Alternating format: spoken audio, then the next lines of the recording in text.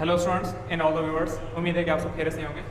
जी तो स्टूडेंट्स, आज हमारा सेकंड वीडियो लेक्चर है मेट्राइसिस चैप्टर्स का, जो हमने लास्ट लेक्चर से स्टार्ट किया था। ठीक है बेटा, तो फर्स्ट लेक्चर में हमने जस्ट मेट्राइसिस, उसका इंट्रोडक्शन और उसके कुछ टाइप्स हमने डिस्कस किए थे कि रेक्टेंगुलर मैट्रिक्स क्या होता है, स्क्वायर मैट्रिक्स क्या होता है, रो मैट्रिक्स क्या होता है, column matrix, diagonal matrix, scalar, identity matrix. Okay, और आज के इस वीडियो लेक्चर में हम मेट्राइसिस के कुछ ऑपरेशन है वो हम डिस्कस करेंगे जो मोस्ट इंपॉर्टेंट है, और इसमें एक क्वेश्चन लाजमी आता है, फिर चाहे वो कोई भी आपका ऑपरेशन हो या प्रॉपर्टी हो, और हम डिस्कस करते हैं कि कौन सा क्वेश्चन आता है।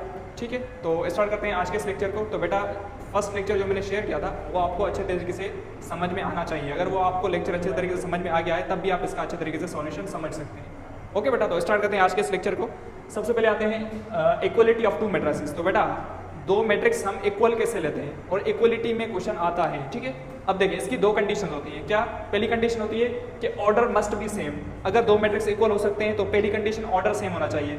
दूसरी कंडीशन क्या है? करस्पॉन्डिंग एंट्रीज सेम होनी चाहिए। तो बेटा अब देखिए करस्पॉन्डिंग एंट्री क्या होती है। इसका मकसद ये है कि इसका फर्स्ट एलिमेंट इसके फर्स्ट एलिमेंट के बराबर हो, इसका सेकंड एलिमेंट इसके सेकंड एलिमेंट के बराबर हो, इसका थर्ड एलिमेंट इसके थर्ड एलिमेंट, इसका फोर्थ एलिमेंट इसके फोर्थ एलिमेंट के बराबर हो। इसे हम कहते हैं corresponding entries must be equal. Okay, अब देखें, अब ये एग्जांपल देखें, ए सेट है, ये आपका सेट नहीं मैट्रिक्स है। Okay, and B matrix. अब आपसे पूछा जा रहा है कि if A equal to B, A B के बराबर है, गिवन है। अब बताओ यहाँ पर एक्स की वैल्यू क्या होगी। तो आप बोलेंगे सर, अगर a इक्वल टू बी है तो करस्पॉन्डिंग एंट्री सेम होनी चाहिए, क्योंकि ऑर्डर तो सेम है, वैसे भी 2x2 मैट्रिक्स है, करस्पॉन्डिंग एंट्री सेम होनी चाहिए। ओके, तो आप क्या करेंगे? आप बोलेंगे सर ये 4 इक्वल टू 4 है, x प्लस 1 इक्वल टू किसके बराबर होना चाहिए? 2 के। तो हम क्या करेंगे? इस x प्लस 1 को 2 के बराबर रखेंगे, इस 1 को इस साइड शिफ्ट करेंगे तो 1 नेगेटिव होगा कि नहीं होगा? लीनियर इक्वेशन का सॉल्यूशन है, तो 1 जैसे ही इस साइड शिफ्ट होगा तो -1 हो जाएगा, तो यहाँ से x की वैल्यू क्या आ जाएगी? 1 आ जाएगी। तो इस तरीके से आप सॉल्यूशन कर सकते हैं, और इसी ही पैटर्न का क्वेश्चन आता है। दो मैट्रिक्स आपको गिवन होते हैं और दो मैट्रिक्स इक्वल होते हैं, और आपसे पूछा जाता है यहाँ पे x की वैल्यू क्या होगी, y की वैल्यू क्या होगी, a b, कभी कभी b भी आ जाता है। तो आपको कंडीशन समझ में आनी चाहिए इक्वलिटी की। उसके बाद चलते हैं एडिशन ऑफ मैट्रिसेस। तो बेटा हम दो मैट्रिक्स को ऐड कैसे करते हैं? इसकी एक कंडीशन है order must be same, order same होना चाहिए। दूसरी कंडीशन है करस्पॉन्डिंग एंट्री को करस्पॉन्डिंग एंट्री के साथ ऐड करेंगे। ठीक है, मतलब अगर एग्जाम्पल हम डिस्कस करें, ए आपका मैट्रिक्स है 2 1 3 1 4 0 और बी मैट्रिक्स है 4 0 2 1 3 6। अगर मैं आपसे पूछूं कि इसका a प्लस बी कर दो, आप बोलेंगे सर इसका ऑर्डर है, क्या ऑर्डर है? जल्दी जल्दी बताओ इसका ऑर्डर क्या होगा? आप बोलेंगे सर 2/3 ऑर्डर है, इसमें 2 रोज हैं और 3 कॉलम्स हैं, इसके लिए इसका ऑर्डर क्या होगा? 2/3। बी मैट्रिक्स का ऑर्डर क्या होगा? अगेन 2/3, मतलब दोनों के ऑर्डर सेम हुए। अगर ऑर्डर सेम है तो हम क्या कर सकते हैं? इसकी करस्पॉन्डिंग एंट्री को इसकी करस्पॉन्डिंग एंट्री के साथ ऐड करेंगे, सिंपल। तो अब देखिए 2 + 4 होगा तो क्या हो जाएगा? 6। 1 + 0 होगा तो 1 होगा, 3 + 2 होगा तो 5 होगा, 1 + 1 होगा 2 होगा, 4 + 3 होगा तो 7 हो जाएगा, 0 + 6 होगा तो 6 हो जाएगा। समझ में आ रही है चीजें? तो इस तरीके से हम मैट्रिक्स का क्या कर सकते हैं? एडिशन कर सकते हैं। दो कंडीशन है, पहली कंडीशन ऑर्डर सेम होना चाहिए, दूसरी कंडीशन करस्पॉन्डिंग एंट्री को करस्पॉन्डिंग एंट्री के साथ ऐड करेंगे।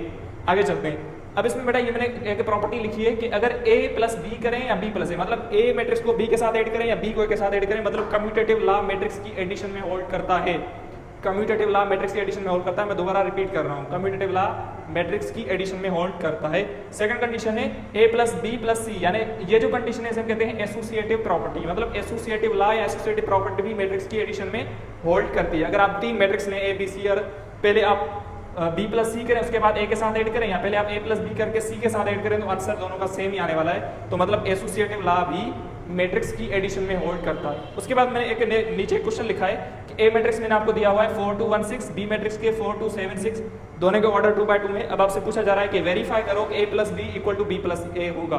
तो ये आप खुद सॉल्व करेंगे, उसका आंसर लाजमी चेक करेंगे कि क्या वाकई a + b का आंसर b + a के बराबर आ रहा है। आगे चलते हैं, आगे सब्ट्रैक्शन ऑफ मैट्रिसेस। तो बेटा देखें इसकी भी दो कंडीशन है। पहली कंडीशन ऑर्डर सेम होना चाहिए, दूसरी कंडीशन मैट्रिक्स की हर एक करस्पॉन्डिंग एंट्री को करस्पॉन्डिंग एंट्री के साथ सब्ट्रैक्ट करेंगे।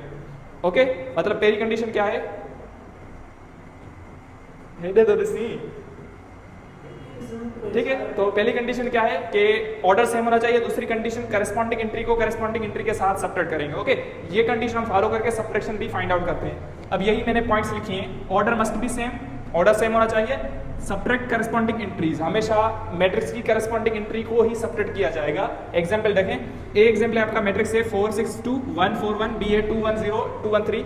तो आप देखें अगर आप a - b करें तो आप बोलेंगे सर इसकी करस्पॉन्डिंग एंट्री 4 - 2 होगा, तो 4 - 2 क्या हो जाएगा? 2 हो जाएगा। 6 - 1 होगा तो 5 हो जाएगा, 2 - 0 होगा तो 2 होगा, 1 - 2 होगा। तो देखें ये 1 -2 होगा तो आंसर -1 होगा, 4 -1 होगा आंसर 3 हो जाएगा, 1 - 3 होगा आंसर -2 हो जाएगा। ठीक है, तो a - b इस तरीके से हम फाइंड आउट करते हैं। अगर हम यहाँ से करें b - a, मतलब a को नहीं b - a करेंगे तो आप खुद सॉल्व करेंगे। यहाँ से b मैट्रिक्स पहले लिखें, a मैट्रिक्स बाद में लिखें, देन फाइंड करें b - a, तो आप चेक करेंगे तो a - b का आंसर b - a के आंसर के बराबर कभी भी नहीं आएगा। तो इसका मकसद ये है कि कम्यूटेटिव लॉ मल्टी यानी सब्ट्रैक्शन में, मैट्रिक्स की सब्ट्रैक्शन में होल्ड नहीं करता। अगर आप a - b कर रहे हैं या b - a कर रहे हैं तो आंसर सेम नहीं आने वाला। तो इसलिए मैंने कंडीशन लिखी है कि commutative law does not hold in subtraction of to matrices. Okay, तो ये पॉइंट्स अपने पास लाजमी लिखिएगा। आप कोई भी दो मैट्रिक्स लेके वेरीफाई भी कर सकते हैं, नो इशू। मैंने जस्ट कुछ पॉइंट्स लिखी हैं ताकि मैं आपको जस्ट यानी जो भी टॉपिक हो उसका आइडिया दे सकूं। बाकी हम चीज़ें सारी डिस्कस कर लेंगे एमसीक्यूज में। ओके, ठीक है स्टूडेंट्स। उसके बाद जो नेक्स्ट ऑपरेशन है वो है मल्टीप्लिकेशन ऑफ टू मैट्रिसेस। अब हम मल्टीप्लिकेशन कैसे फाइंड करते हैं, इसकी कंडीशन होती है कि columns of first matrix should be equal to rows of second matrix. मतलब ए मैट्रिक्स के कॉलम मैंने फर्स्ट जो भी मैट्रिक्स हो उसके कॉलम्स सेकंड मैट्रिक्स के रोज बराबर होने चाहिए। अगर ये कंडीशन फॉलो होती है, ठीक है स्टूडेंट्स, तो अगर कॉलम्स फर्स्ट मैट्रिक्स के और सेकंड मैट्रिक्स के अगर रोज बराबर हो जाते हैं तो हम ये कह सकते हैं कि ये दो मैट्रिक्स पॉसिबल हो सकते हैं मल्टीप्लिकेशन के लिए। ठीक है, तो कंडीशन आपको याद होनी चाहिए, कॉलम्स फर्स्ट मैट्रिक्स के, रोज सेकंड मैट्रिक्स के। अगर ये कंडीशन फॉलो होगी तो मैट्रिक्स मल्टीप्लिकेशन के लिए पॉसिबल होंगे, अदरवाइज मल्टीप्लिकेशन नहीं हो सकती। कंडीशन याद करिएगा। ओके, अब एग्जांपल देखिए, ए मैट्रिक्स के आपका 2/2, ठीक है, मैट्रिक्स क्या है 2/2 मैट्रिक्स है, और बी मैट्रिक्स आप देख सकते हैं 2/3 मैट्रिक्स है। अब देखें इसके कॉलम्स 2 हैं और इसके रोज कितने हैं 2। तो फर्स्ट मैट्रिक्स के कॉलम सेकंड मैट्रिक्स के रोज अगर बराबर होगा तो हम मल्टीप्लिकेशन करते हैं। अब हम मल्टीप्लिकेशन फाइंड कैसे करते हैं, बिल्कुल ईजी कंडीशन है। क्या, ये जो रो है इस रो को पहले आप इस कॉलम से मल्टीप्लाई करेंगे, then same row second column multiply करेंगे, same row third column multiply करेंगे, इस तरीके से। अब देखें कैसे करते हैं। ये ना 4 को 4 के साथ किया तो 16, 2 को 1 के साथ किया तो 2 आ गया। फर्स्ट रो फर्स्ट कॉलम हो गया। अब देखें यही रो सेकंड कॉलम, तो 4 2 जा 8 हो जाएगा, 2 3 जा 6 होगा। ठीक है, अब यही रो आपका थर्ड कॉलम चला जाएगा, तो 4 6 जा 24 और 2 2 जा 4 हो जाएगा। ठीक है, तो इस तरीके से आप सॉल्व करेंगे। अब सेकंड देखें, ये है आपका रो, ये रो देखें। अब देखें ये 1 into 4 4 होगा, 6 into 1 6 होगा, इस तरीके से। अब ये सेम रो सेकंड कॉलम के साथ जाएं तो 1 into 2 2 होगा, 6 into 3 18 हो जाएगा। अब सेम रो थर्ड कॉलम की तरफ जाएं, 1 into 6 6 होगा, 6 into 2 12 हो जाएगा। अब सिंपल क्या करना है, आपको इसको ऐड करना है, तो 16 + 2 18 होगा, 8 + 6 14 हो जाएगा। तो इस तरीके से आप ऐड करेंगे तो A into B मैट्रिक्स आपको निकल के आ जाएगा। इसका मल्टीप्लिकेशन इस तरीके से फाइंड होता है। सही है, सिंपल इजी। मैं दोबारा रिपीट कर रहा हूँ, इसका first row first column, same row second column, same row third column, then second row first column, second row second column, second row third column, इस तरीके से आप मल्टीप्लाई करके देन ऐड करेंगे तो आपका मल्टीप्लिकेशन का आंसर आ जाएगा। सिंपल, ठीक है स्टूडेंट्स। उसके बाद मैंने नीचे कंडीशन लिखी है कि A को B के साथ मल्टीप्लाई करें या B को A के साथ, दोनों का आंसर कभी भी सेम नहीं आने वाला। मतलब कम्यूटेटिव लॉ मल्टीप्लिकेशन में होल्ड नहीं करता। ओके, अगर A B करेंगे तो इसका आंसर B A मैट्रिक्स के बराबर नहीं आने वाला। तो commutative law does not hold in matrix multiplication. Okay, उसके बाद सेकंड कंडीशन मैंने क्या लिखी है, ये है एसोसिएटिव लॉ। अगर आप मैट्रिक्स में एसोसिएटिव लॉ अप्लाई कर रहे हैं मल्टीप्लिकेशन में तो वो होल्ड करता है। तो बेटा ये डायरेक्ट क्वेश्चन आ जाता है कि associative law does hold in matrix multiplication, तो आप बोलेंगे यस एसोसिएटिव लॉ मैट्रिक्स की मल्टीप्लिकेशन में होल्ड करता है। ओके, आगे चलते हैं। उसके बाद मैंने लिखा है ए मैट्रिक्स ये है, बी मैट्रिक्स ये है। तो मैंने आपसे ये पूछा है कि बताओ क्या ए बी पॉसिबल होगा, मतलब ए को बी के साथ मल्टीप्लाई करें तो मल्टीप्लिकेशन यहाँ पॉसिबल होगी। तो आपको इसका आंसर मुझे बताना है कि ए बी अगर पॉसिबल है तो आंसर क्या आएगा। ओके, आगे चलते हैं। उसके बाद है ट्रांसपोज ऑफ मैट्रिक्स, तो ये मैंने शायद पहले भी पढ़ाया था। ट्रांसपोज ऑफ मैट्रिक्स, ट्रांसपोज हम क्या करते हैं, interchanging rows and columns, columns को रोज में चेंज करते हैं। ए मैट्रिक्स के 4 to 1 3 to 1, अब देखें ए ट्रांसपोज करेंगे तो ये रो जो है कंप्लीट कॉलम हो जाएगी, ये रो कंप्लीट कॉलम हो जाएगी। तो इस तरीके से हम ए ट्रांसपोज फाइंड करते हैं। अब ये मैंने लिखा है बी मैट्रिक्स के 4 to 1 6 to 3 3/3 मैट्रिक्स है। कौन सा मैट्रिक्स है, 3/3। तो अगर इस मैट्रिक्स को आप ट्रांसपोज करेंगे तो आंसर क्या आएगा, तो इसका आंसर आप मुझे बताइएगा। आगे चलते हैं। ये जो मैंने कंडीशन लिखी है मोस्ट इंपॉर्टेंट कंडीशन है, क्या है, अगर ए मैट्रिक्स का किसी भी मैट्रिक्स का 2 बार ट्रांसपोज करेंगे तो आंसर सेम मैट्रिक्स आएगा। ये इंपॉर्टेंट कंडीशन है, याद करिएगा। डबल ट्रांसपोज हमेशा सेम मैट्रिक्स आएगा। ओके, उसके बाद मैंने एग्जांपल लिखा है क्वेश्चन कि अगर ए मैट्रिक्स का ऑर्डर 2/1 है देन उसके ट्रांसपोज का आंसर क्या आना चाहिए। ए ऑप्शन है 3/1, बी ऑप्शन है 1/2, सी ऑप्शन है 2/2। तो ए मैट्रिक्स 2/1 देन उसके ट्रांसपोज का आंसर क्या आएगा। ओके, तो इसका आंसर आप मुझे बताइएगा लाजमी। उसके बाद मैंने कुछ इंपॉर्टेंट प्रॉपर्टीज लिखी हैं कि अगर A प्लस बी ट्रांसपोज है तो इसका answer A transpose plus B transpose के बराबर आ जाएगा। मतलब पहले मैट्रिक्स ऑफ ऐड करें देन ट्रांसपोज करें, या अलग अलग करके ट्रांसपोज करके ऐड करें तो आंसर सेम ही आएगा। तो यही कंडीशन आपकी मैट्रिक्स की सब्ट्रैक्शन में भी होल्ड करती है। और अगर मैट्रिक्स की मल्टीप्लिकेशन की बात की जाए, यहाँ पे A B C 3 मैट्रिक्स अगर मल्टीप्लाई हो रहे हो उसका ट्रांसपोज, तो वो हमेशा इसका उलट हो जाता है। ठीक है, इसे हम कहते हैं रिवर्स लॉ। क्या कहते हैं? Reverse law. तो ये हो जाएगा C transpose B transpose then हो जाएगा A ट्रांसपोज। तो मैट्रिक्स की मल्टीप्लिकेशन में हम ट्रांसपोज जब करते हैं तो हाँ यहाँ हम क्या करते हैं? रिवर्स लॉ यूज करते हैं। ओके, तो ये आपको याद होना चाहिए। उसके बाद है स्केलर मल्टीप्लिकेशन। अब स्केलर मल्टीप्लिकेशन का मकसद ये है कि अगर हम किसी भी मैट्रिक्स के साथ कोई नंबर मल्टीप्लाई करवा दें। अब देखिए, अब स्केलर मल्टीप्लिकेशन क्या करते हैं? लेट ए मैट्रिक्स के 1 2 4 1 2 0। अगर मैं आपसे पूछूं 3a क्या होगा, तो इसका मतलब ये है ए मैट्रिक्स के साथ 3 नंबर को मल्टीप्लाई करें, 3 नंबर को मल्टीप्लाई करें। तो अगर कोई भी नंबर आप मैट्रिक्स के साथ मल्टीप्लाई कर रहे हैं तो हर एक एंट्री के साथ अलग अलग मल्टीप्लाई होगा। क्या होगा? हर एक एंट्री के साथ अलग अलग मल्टीप्लाई होगा। तो सिंपल आप देखें, 3 को 3 के साथ करेंगे तो अब देखें सिंपल, ये देखें 3 को 1 के साथ 3, 3 को 2 के साथ 6, 3 को 4 के साथ 12, 3 को 1 के साथ 3, 3 2 जा 6 हो जाएगा, 3 0 जा 0 हो जाएगा। तो इस तरीके से हम स्केलर मल्टीप्लिकेशन करते हैं मैट्रिक्स की। ओके, आगे चलते हैं। अगर ए मैट्रिक्स है 4 2 1 6 3 2, तो अगर आपसे पूछा जाए 2a बताओ तो इसका आंसर ऑप्शन ए आएगा या बी आएगा, तो इसका आंसर आप मुझे बताइएगा।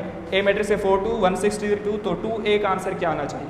ठीक है स्टूडेंट्स, तो आगे चलते हैं। उसके बाद डिटर्मिनेंट। ठीक है, तो बेटा डिटर्मिनेंट हम किसे कहते हैं? अब डिटर्मिनेंट 2/2 मैट्रिक्स का अलग होता है, 3/3 मैट्रिक्स का अलग होता है, और ये इंपॉर्टेंट टॉपिक है। ठीक है, डिटर्मिनेंट, इसमें क्वेश्चन लाजमी आता है। अब डिटर्मिनेंट हम फाइंड कैसे करते हैं? 2/2 का, 3/3 का, इसकी कुछ प्रॉपर्टीज होती हैं कि आप डायरेक्टली देख के बता सकते हैं कि इसका डिटर्मिनेंट क्या आने वाला है। ओके, और ज़्यादातर जो क्वेश्चन आते हैं डिटर्मिनेंट का ही क्वेश्चन आता है या एडजॉइंट का आता है, तो वो भी हम डिस्कस कर लेंगे। अब डिटर्मिनेंट है 2/2 मैट्रिक्स। अगर आपका 2/2 मैट्रिक्स है तो पहली कंडीशन ये है मैट्रिक्स मस्ट बी स्क्वायर। अगर मैट्रिक्स स्क्वायर नहीं है तो इसका डिटर्मिनेंट आप नहीं निकाल सकते। पहली condition matrix must be square. अगर मैट्रिक्स आपका 2/2 है, मैट्रिक्स क्या है? 2/2 है। सपोज मैंने मैट्रिक्स लिया A B C D, तो अगर ट्रांसपोज नहीं, अगर आप डिटरमिनेंट फाइंड कर रहे हैं तो मेन डायगोनल को मल्टीप्लाई करें, मेन डायगोनल एलिमेंट्स यानी A into D, then secondary diagonal को मल्टीप्लाई करें, A into D B into C, दोनों को सेपरेट करेंगे तो ये होता है डिटरमिनेंट का फॉर्मूला। कभी कभी ये डायरेक्ट फॉर्मूला भी पूछा जाता है। ओके, तो याद करिएगा, main diagonal minus secondary diagonal, main diagonal minus secondary diagonal, ये होता है डिटरमिनेंट। अब देखिए एग्जांपल 4 2 0 4, तो आप करें मेन डायगोनल को मल्टीप्लाई करें तो 4 4 जा 16, सेकंड डायगोनल 0 2 जा 0, 16 माइनस 0 आंसर 16 आ जाएगा, तो इसका डिटरमिनेंट होगा 16। तो इस तरीके से आप फाइंड आउट करते हैं। ओके, उसके बाद आगे चलते हैं प्रॉपर्टीज ऑफ डिटरमिनेंट। अब डिटरमिनेंट की प्रॉपर्टीज ऐसी प्रॉपर्टीज जहां डिटरमिनेंट 0 हो जाता है, मतलब आपको चेक करने की जरूरत नहीं होती, डायरेक्टली डिटरमिनेंट मैट्रिक्स के क्या हो जाता है? 0 हो जाता है। अब उसकी प्रॉपर्टीज हैं कुछ। ठीक है, अब पहली प्रॉपर्टी क्या है? इफ ईच रो और कॉलम इज 0, अगर किसी भी मैट्रिक्स का एक रो या एक कॉलम कंप्लीट 0 है तो उसका डिटरमिनेंट डायरेक्टली 0 हो जाता है, उसे आप चेक करने की जरूरत नहीं है। डायरेक्टली मैट्रिक्स का डिटरमिनेंट क्या होगा? 0। अगर ए मैट्रिक्स है 0 0 2 4, तो आप डायरेक्ट इसे सॉल्व करेंगे तो आंसर वैसे 0 आ जाएगा। आप डायरेक्ट टिक लगा सकते हैं कि आंसर 0 आने वाला है। ठीक है, इसमें प्रॉपर्टीज में क्वेश्चन आते हैं लाजमी। जो भी प्रॉपर्टीज यहाँ मैं आपसे डिस्कस करूंगा उससे आप अच्छे तरीके से प्रैक्टिस करेंगे, अपने पास लिखेंगे। ओके, नेक्स्ट प्रॉपर्टी क्या है? इफ 2 रोज और मैट्रिक्स यानी columns of matrix are identical. इसका मकसद ये है कि अगर कोई भी मैट्रिक्स है उसकी 2 रोज या 2 कॉलम्स सेम है तब भी मैट्रिक्स का डिटरमिनेंट 0 हो जाता है, आपको चेक करने की जरूरत नहीं होती। अब मैट्रिक्स क्या है? 2 2 1 4 6 3 3 3, तो आप देख सकते हैं इसकी ये जो फर्स्ट रो है और थर्ड रो, तीनों 2 रोज क्या है? आइडेंटिकल है। अगर 2 रोज या 2 कॉलम्स भी आइडेंटिकल हो सकते हैं, अगर आइडेंटिकल का मतलब सेम है तो डिटरमिनेंट डायरेक्टली 0 हो जाता है। ठीक है, तो इस प्रॉपर्टी को आप हमेशा याद करिएगा, इंपॉर्टेंट इसमें क्वेश्चन आता है। ठीक है, मतलब आपको डायरेक्टली मैट्रिक्स गिवन होता है, स्टूडेंट्स परेशान हो जाते हैं ये तो 3/3 मैट्रिक्स है, अब हम क्या करें, इसका डिटरमिनेंट कैसे होगा? तो यहाँ पर क्या होता है, कुछ प्रॉपर्टीज यूज हुई होती हैं, वो प्रॉपर्टी अगर आपको आ रही है तो आप डायरेक्टली उसका आंसर निकाल सकते हैं। ओके, तो इसलिए ये प्रॉपर्टीज मैं आप लोगों के साथ शेयर कर रहा हूँ ताकि इस प्रॉपर्टीज में भी अगर क्वेश्चन आ जाए तो आप इजीली उसका सॉल्यूशन कर सकें। ओके, उसके बाद है इफ ऑल रोज और कॉलम्स आर इन सीक्वेंस। अगर किसी भी मैट्रिक्स की पूरी रो या पूरे कॉलम क्या है? सीक्वेंस में। अब सीक्वेंस का मकसद ये, एग्जांपल देखें, सीक्वेंस का मकसद ये अगर ए मैट्रिक्स है 1 2 3, अब देखें 1 2 3 सीक्वेंस हो गई ना। सेकंड रो देखें 5 6 7 5 6 7 सीक्वेंस हो गई। थर्ड रो देखें 10 11 12 सीक्वेंस हो गई। अगर सारे रोज या सारे कॉलम्स सीक्वेंस में तब भी उस मैट्रिक्स का डिटरमिनेंट 0 होगा। दोबारा रिपीट कर रहा हूँ, अगर कॉलम्स या रोज सारे सीक्वेंस में हैं तो भी डिटरमिनेंट 0 हो जाता है, तो इसका डायरेक्ट डिटरमिनेंट 0 होगा, इसे आप चेक करने की जरूरत नहीं है। वैसे भी आप 3/3 मैट्रिक्स का डिटरमिनेंट निकाल सकते हैं इजी। ठीक है, वैसे आप प्रॉपर्टीज यूज करके भी इसका आंसर निकाल सकते हैं। ओके, उसके बाद फोर्थ प्रॉपर्टी है इफ 1 रो और column is multiple of other. मतलब अगर एक रो या एक पूरा कॉलम किसी भी नंबर का क्या है मल्टीपल है, अगर मल्टीपल हुआ तो भी डिटरमिनेंट 0 हो जाता है। अब ये क्या चीज़ है, अब यहाँ देखें एक एग्जांपल, मैंने एक मैट्रिक्स लिखा है 1 2 1 2 4 2 एंड 1 3 6, ये मैट्रिक्स लिखा। अब यहाँ देखें, अब अगर मैं इस फर्स्ट रो को, ठीक है, इस फर्स्ट रो को अगर मैं 2 के साथ मल्टीप्लाई करूँ तो आप देखेंगे इस फर्स्ट रो को 2 के साथ मल्टीप्लाई करें तो 2 1 2 2 2 4 2 1 2। फर्स्ट रो को 2 के साथ मल्टीप्लाई करने से सेकंड रो बन रही है कि नहीं? ऐसा बिल्कुल ऐसा है। फर्स्ट रो को अगर मैं 2 के साथ मल्टीप्लाई कर रहा हूँ तो सेकंड रो बन रही है, मतलब second row is the multiple of first row, ठीक है, मल्टीपल है। तो आप यहाँ पे भी इसका डिटरमिनेंट डायरेक्टली क्या हो जाएगा, 0 हो जाएगा, ठीक है। तो इस प्रॉपर्टीज़ पे क्वेश्चन आते हैं मेरान में, आपसे डायरेक्ट क्वेश्चन पूछा जाता है, जस्ट आपको प्रॉपर्टी चेक करनी होती है कि कौन सी प्रॉपर्टी यूज़ हो रही है, वो प्रॉपर्टी चेक करके आप डायरेक्टली क्वेश्चन का आंसर ऑप्शन जो भी हो टिक लगा सकते हैं, ओके। उसके बाद इंपॉर्टेंट कंडीशन है, अगर मैट्रिक्स का डिटरमिनेंट 0 हो गया तो वो मैट्रिक्स सिंगुलर कहलाता है, ठीक है, इंपॉर्टेंट। अगर मैट्रिक्स का डिटरमिनेंट 0 है तो मैट्रिक्स विल बी सिंगुलर, यहाँ से इनवर्टिबल मैट्रिक्स कहते हैं। क्या कहते हैं? इनवर्टिबल मैट्रिक्स, याद करिएगा, लिख लें अपने पास। उसके बाद सेकंड पॉइंट है, अगर आप मैट्रिक्स का डिटरमिनेंट ले रहे हैं या उसके ट्रांसपोज का डिटरमिनेंट ले रहे हैं, दोनों का आंसर सेम आ जाएगा।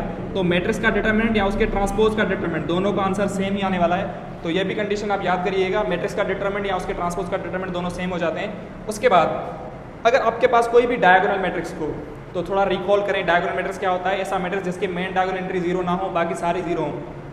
इस तरीके से अगर कोई भी आपका मैट्रिक्स डायगोनल है तो डायगोनल मैट्रिक्स का डिटरमिनेंट डायरेक्टली उसके डायगोनल एलिमेंट्स का मल्टीप्लिकेशन होता है, डायरेक्टली उसके डायगोनल एलिमेंट्स का मल्टीप्लिकेशन होता है डायगोनल मैट्रिक्स का डिटरमिनेंट, ओके।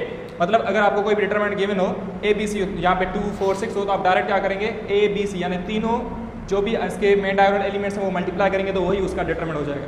तो डायगोनल मैट्रिक्स का determinant is the multiple of its main diagonal entries, okay, अपने पास लिख लें। उसके बाद अगर कोई भी आपके पास यूनिट मैट्रिक्स है, आइडेंटिटी मैट्रिक्स है या स्केलर मैट्रिक्स है, तो वो भी इसका डिटरमिनेंट भी आप ऐसे ही निकाल सकते हैं, मेन डायगोनल एंट्रीज को मल्टीप्लाई करेंगे। और हमेशा याद करिएगा यूनिट मैट्रिक्स का डिटरमिनेंट 1 होता है। यूनिट मैट्रिक्स का डिटरमिनेंट 1 क्यों होता है? सारी एंट्रीज मेन डायगोनल को मल्टीप्लाई करेंगे तो आंसर 1 आ जाएगा, इसलिए, ओके। उसके बाद एक छोटा सा टॉपिक है लेकिन इंपॉर्टेंट टॉपिक है, वो क्या है? Minor of matrix. अब हम मैट्रिक्स का माइनर कैसे निकालते हैं? इसे हम ऐसे डिनोट करते हैं MIJ से। अब IJ का इसका मकसद ये है, अगर आपको कोई भी मैट्रिक्स गिवन हो और आपसे पूछा जाए MIJ मतलब ये है कि ith रो jth कॉलम, कोई भी मैट्रिक्स आपको गिवन हो उसका ith रो jth कॉलम डिलीट करके बाकी जो मैट्रिक्स बचेगा उस मैट्रिक्स का डिटरमिनेंट निकालेंगे तो वो होता है माइनर ऑफ मैट्रिक्स। चीज़ें समझ में नहीं आ रही? अब देखें ज़रा एग्जाम्पल डिस्कस करते हैं तो आपको चीज़ें क्लियर हो जाएंगी, ओके। ए मैट्रिक्स मैंने लिया ये, अब मैं आपसे पूछ रहा हूँ कि M23 मतलब माइनर 23 क्या होगा और माइनर 12 क्या होगा। तो आप क्या करेंगे? आप बोलेंगे सर M23 का मकसद ये है कि second row third column delete करना है, second row third column delete करना है। तो ये सेकंड रो और थर्ड कॉलम, सेकंड रो इस थर्ड कॉलम को आप डिलीट करेंगे तो ये मैट्रिक्स बचेगा 4 2 1 0, ठीक है। थोड़ा आप सोचें, अगर मैं इसका सेकंड रो और थर्ड कॉलम डिलीट करूं तो ये मैट्रिक्स बचेगा, और जब मैं इसका डिटरमिनेंट निकालूंगा तो वो क्या हो जाएगा? माइनर 23, क्या हो जाएगा? माइनर 23। अब थोड़ा सोचें, थोड़ा समझने की कोशिश करें, अगर मैं M23 निकालूंगा तो second row third column, second row third column delete करूंगा तो 4 2 1 1 0 बचेगा। इसका डिटरमिनेंट निकालूंगा तो वो होगा माइनर 23 और इसका आंसर क्या हो जाएगा? -2, ओके।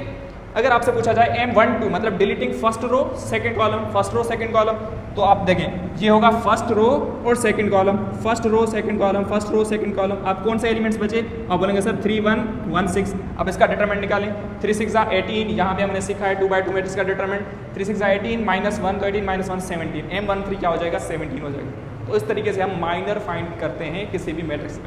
आगे चलते हैं, आगे भी एक छोटा सा टॉपिक है कोफैक्टर, ठीक है। और माइनर कोफैक्टर बात एक ही होती है, कोफैक्टर हम AIJ से डिनोट करते हैं या कभी कभी बुक्स में CIJ से भी लिखा हुआ होता है, ठीक है। अब कोफैक्टर का एक छोटा सा फॉर्मूला होता है, वो फॉर्मूला मैं नहीं लिखवा रहा, ठीक है। मैं उसी फॉर्मूले को अप्लाई करके कोफैक्टर में आपको समझाने की कोशिश करता हूँ, ओके। अब देखें बेटा, माइनर और कोफैक्टर बात सेम तब होगी जब, अगर यहाँ पे आप देखें MIJ यानी minor will be equal to AIJ, cofactor तब होगा जब हम यहाँ I प्लस J करें, ये जो होगा अगर I प्लस J करें, अगर वो इवन आ रहा है तो minor will be equal to cofactor. Minor का आंसर कोफैक्टर के आंसर के बराबर आ जाएगा जब I plus J equal to even हो। दूसरी condition, MIJ will be equal to minus AIJ, मतलब MIJ का जो आंसर है वो नेगेटिव ऑफ AIJ तब आएगा जब I प्लस J करें और आंसर ओड आ जाए। अब ओड या इवन आने का ये कॉन्सेप्ट क्या है, यहाँ देखें थोड़ा, इसे देखें 2 + 3, अब 2 + 3 करूँगा तो क्या आ जाएगा?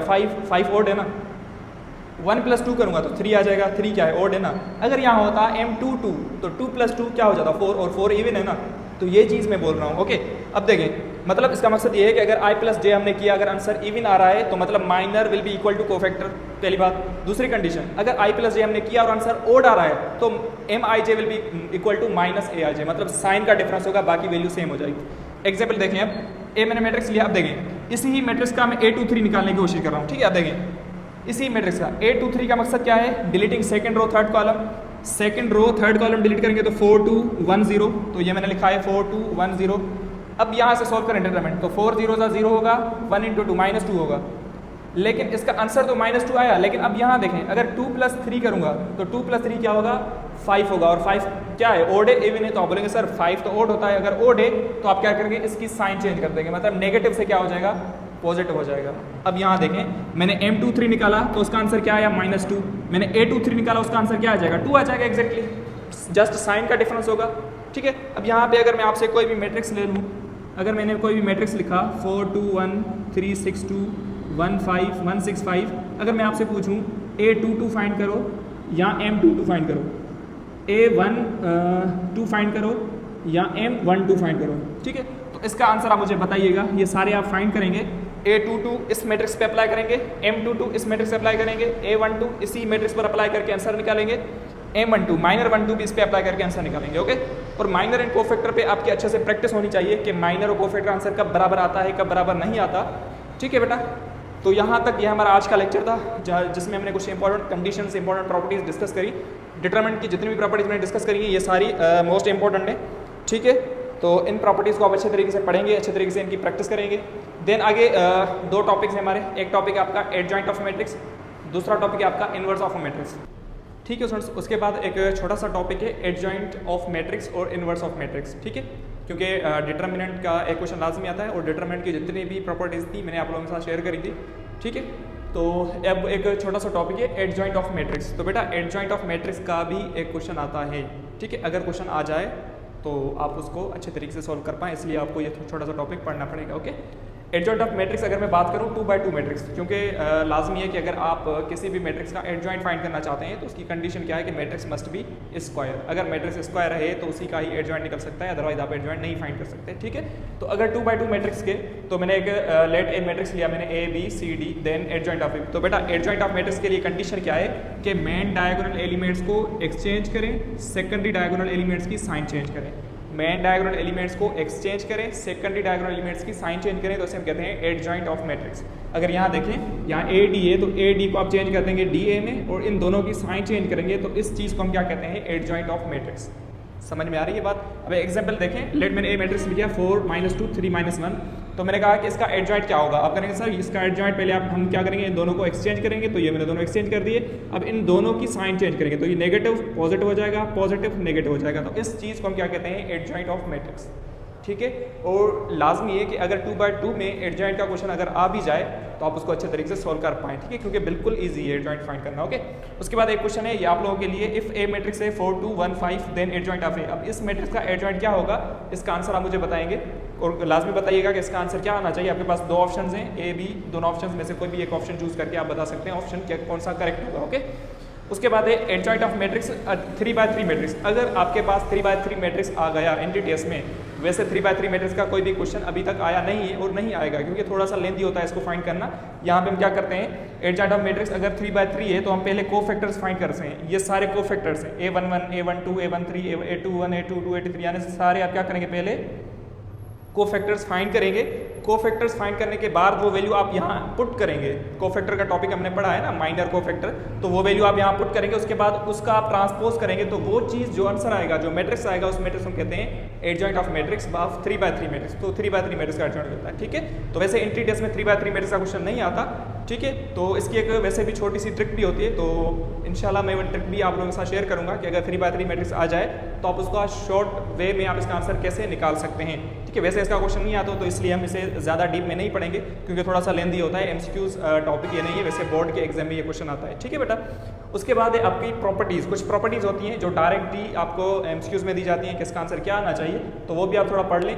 अब ये प्रॉपर्टीज क्या है कि अगर ए मैट्रिक्स आपका कोई भी है, उस ए मैट्रिक्स को उसके एडजॉइंट के साथ मल्टीप्लाई करेंगे तो इसका आंसर उसके डिटर्मिनेंट को उसकी आइडेंटिटी, यानी आइडेंटिटी मैट्रिक्स क्या होता है, अगर मैट्रिक्स आपका 2x2 होगा तो उसकी आइडेंटिटी क्या होगी, वो होगा 1 0 0 1, ये होता है आइडेंटिटी अगर 2x2 मैट्रिक्स है।